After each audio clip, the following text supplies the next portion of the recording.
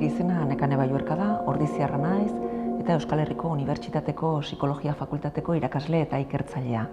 Baita unibertsitate horretako errektore ohia ere.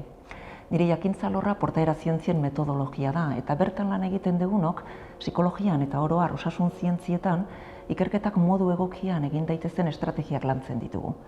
Gure ikerketa taldean adibidez, ezaugarri psikologikoak neurtzeko testak eraikitzen ditugu eta kultura batzuetatik besteetara normalean euskarara eta euskal hizkuntza eta kulturara egokitzen ditugu.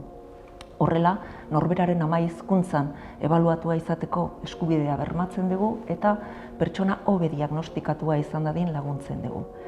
Bestalde, haur, nerabe, gazte eta adinekoen ongizate sozio-emozionala eta osasun psikosoziala hobetzeko programak, esku hartzeak diseinatu, martxan jarri eta ebaluatzen ditugu. Horrela, ideazio suizidak, depresioa, antsietatea, estresa eta beste hainbat arazoei aurre egiten laguntzen diegu eta baita ere beraien sufrimendua eta bere hurbilekoena pairatzen dugu. Nik lelo bat aukeratu behar izango banu, Euskal Herriko Unibertsitateko leloa aukeratuko nuke, eman eta zabaltzazu. Nire ustez, zientzia eta ezagutza gizarteratu egin behar da, guztion onurako izan behar da. Horregatik, beti hezkuntza publikoaren eta zerbitzu publikoaren defendatzaile sutsua izan naiz eta izango naiz. Nire ustez, gizarteratzen baldin badegu ezagutza eta zientzia, gure gizartea aurrerakoiagoa, demokratikoagoa, kritikoagoa eta berdinzaleagoa izango da.